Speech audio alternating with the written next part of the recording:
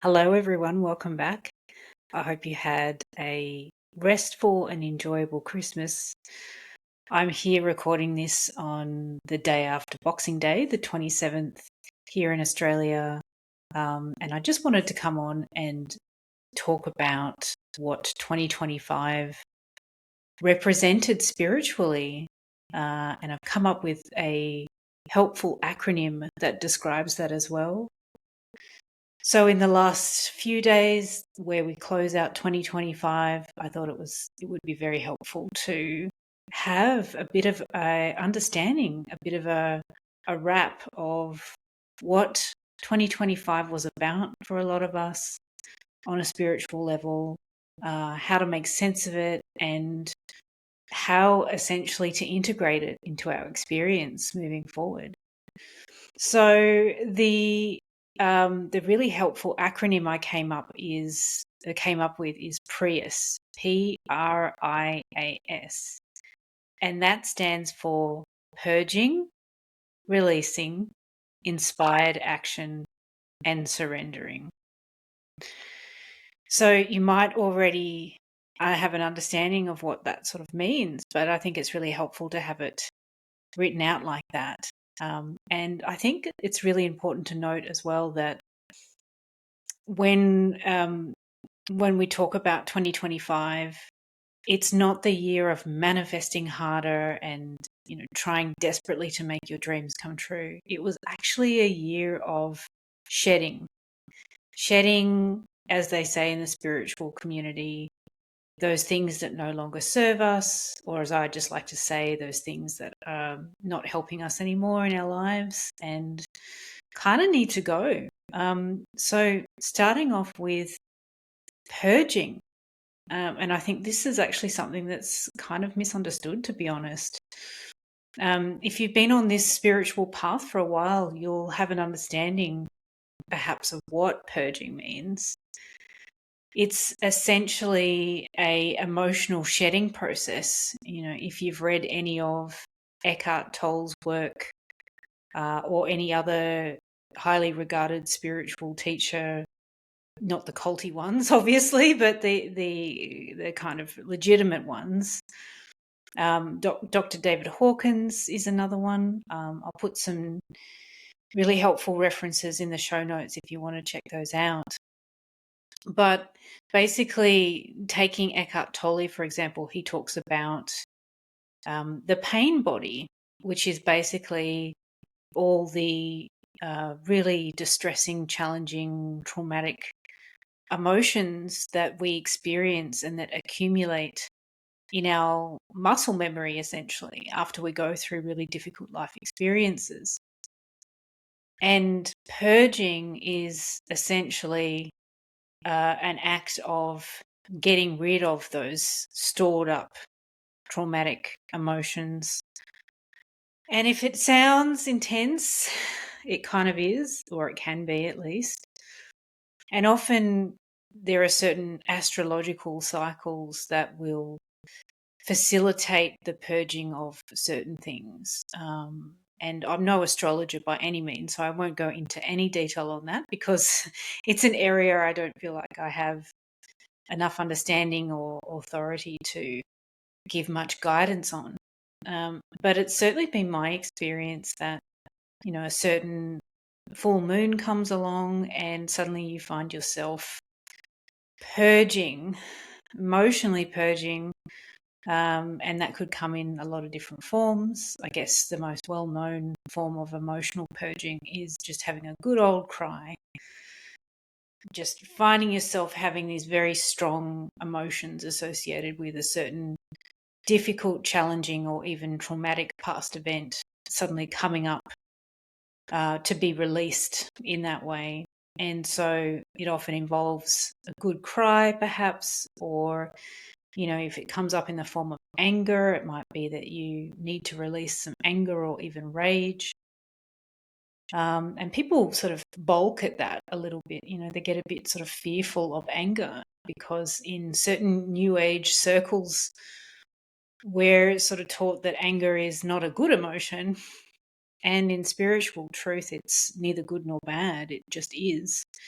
Anger, and I know this as a therapist, is often a way of protecting the hurt inner child inside. It's our body's guidance system saying, hey, that wasn't okay what that person did, or that wasn't okay what happened to you. That wasn't okay what you did to yourself even. And you're angry about it. Your boundaries have been transgressed, so you're angry. And you might find yourself purging anger because you're angry at somebody who hurt you, or you're angry at how you betrayed or hurt yourself by not standing up for yourself, or continuing to do dysfunctional things that ended in unhealthy self-sabotage, like addictions or things like that. So you might find yourself purging by way of going into the forest. This is a cliche, I know, but going into the forest and having a good scream, or just having a good, angry cry, or punching a boxing bag, or going to the gym and just absolutely tearing it up on the treadmill and the machines or whatever. And that could be a way of purging those stored up emotions as well. So 2025 has consisted of a lot of purging, to be honest. And I'm sure a lot of people can relate to that. That's certainly been part of my experience. So moving along to R, releasing. Releasing is not just about releasing emotions. Releasing is about releasing unhealthy attachments to relationships, jobs, people in our lives that are perhaps unhealthy for us because they might be keeping us stuck in certain toxic cycles or unhealthy karmic loops, which is kind of the same thing, really, just said in two different ways. And so a big part of this process is actually not only, as I said, letting go of those very difficult, stored up traumatic emotions, but then releasing certain things in your life. And a classic example might be, say, you've been in a very unhealthy relationship for a long time, which just goes round and round in the same toxic cycles. It might be good for a while, but then something happens and you find yourself in a very difficult loop. Maybe it's very on again, off again. You get together, you break up, you get together, you break up. And it's this endless loop that you can't seem to break. Or it could be a job that you've been in and you've got perhaps very toxic co-workers or a toxic boss, or it's just a toxic work environment, or at least very unhealthy. And you know that it's not for your highest good, but because, it's life and we need money and we have to pay our bills, and, it's a big hassle to change jobs for a lot of us. You could have just stayed in that job for a long time and then suffered the consequences, in terms of your health, your mental health, all those kind of things. And so 2025 for a lot of people has been about releasing those kind of things, even if they have had nothing lined up to replace it. And that's often the scariest part of this process, is the universe, so to speak, will kind of tap you on the shoulder, whether that be softly, maybe initially, but then louder and louder, and say, hey, you need to move away from this. You need to step away from this. And, you might get subtle to very obvious sort of nudges and hints and even pushes in that direction. And, but the thing is, usually there is no soft place to land. There is no plan B lined up, and you kind of have to make that decision. Otherwise, things will probably get worse and become extremely intolerable for you. And so I think for a lot of us on this path, one of the biggest challenges is releasing things when we need to, when we're given that instruction, that guidance by the powers that be, and actually following through, knowing that we don't have anything lined up, but that's part of the process. And if we keep following this path, then something will eventuate. We're not going to be led astray in that way. And that then brings me to IA, inspired action. So after we've done our purging and releasing of things that no longer serve us, then we need to take inspired action. And that basically involves doing the thing that, perhaps we've been meaning to do for a very long time, or perhaps we've just never had a chance to explore or do. And, that could be writing that book, or starting that podcast, or starting that YouTube channel, and as long as it's something that is giving back in some way, it's helpful, it's healing in some capacity, it is informative or educational, it's helping people in some way, shape, or form, and obviously helping yourself as well, then it's definitely a worthwhile thing to do, and it's not you being guided off on the wrong path.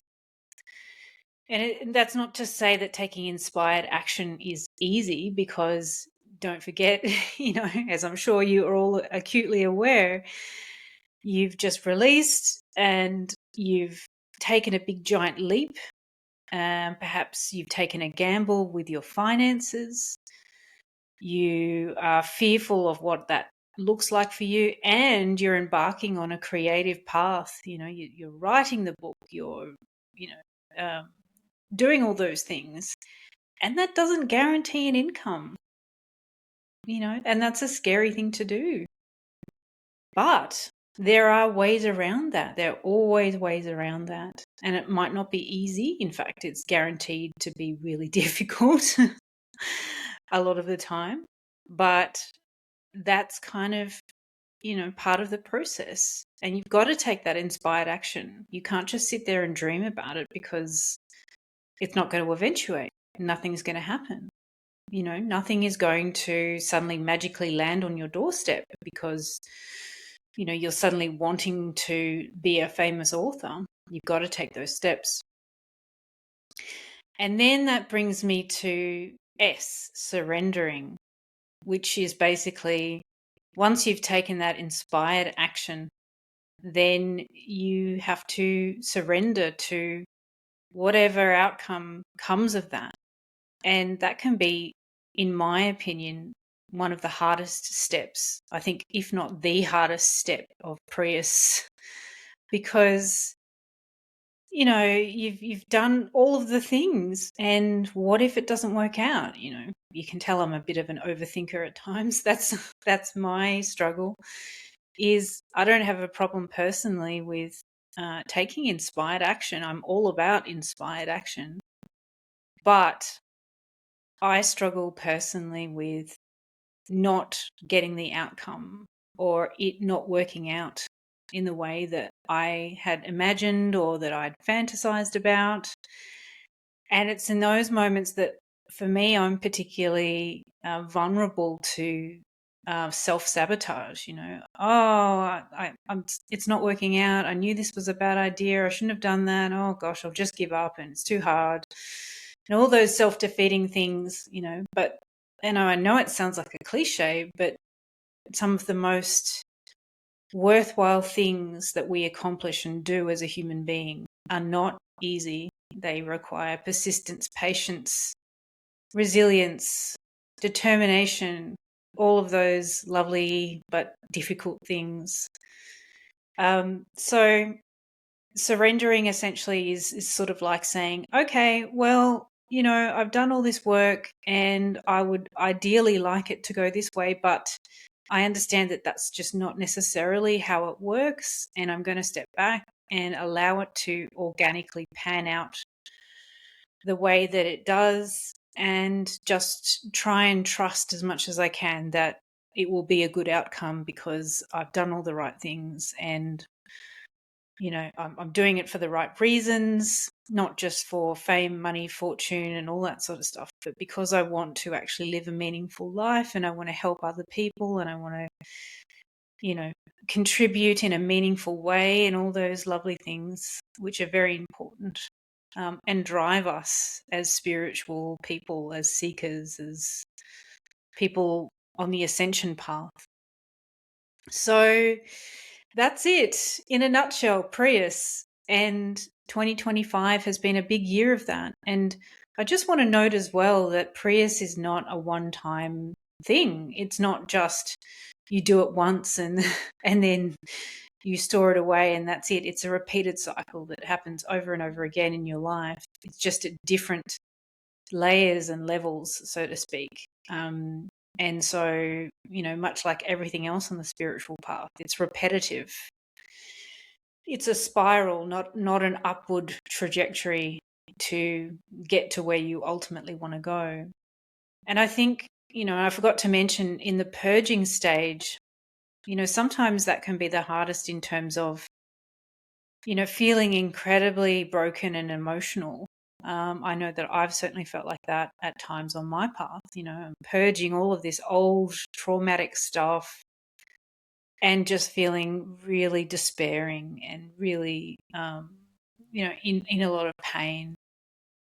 But I think it's really important to realize that that doesn't mean that you're failing or that you're falling apart. It's actually, you succeeding because you are essentially shedding old layers that can't go with you, that, don't help you anymore, that will only keep you stuck in certain repetitive cycles if you hold on to it. And so I think that's really important to remember, that this process, again, as a lot of you are probably aware, is, it's hard going. It's very chaotic, and you've got to allow for these things to happen. You've got to allow for the old to crumble, so that you can move on to the new. But 2025, again, along with PRIAS, it's been, everything happening all at once.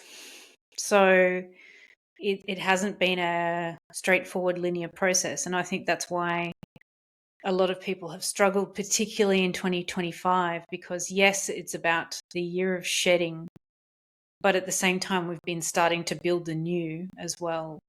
And so a lot of 2025 has sort of felt like we've been between two worlds, trying to manage both at the same time, the old crumbling while we're trying to create the new, which is a lot to hold at once. So I hope that your Christmas has actually been quite restful if you've been going through this process, because it's been a tough year.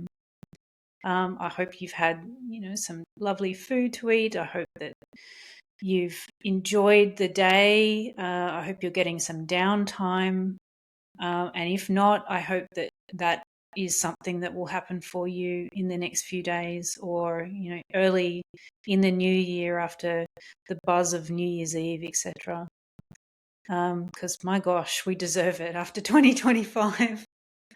PRIAS, the year of shedding and building the new all at the same time. Anyway, thanks so much for watching. I hope you have a wonderful, wonderful next couple of days, and I will be back soon with another video.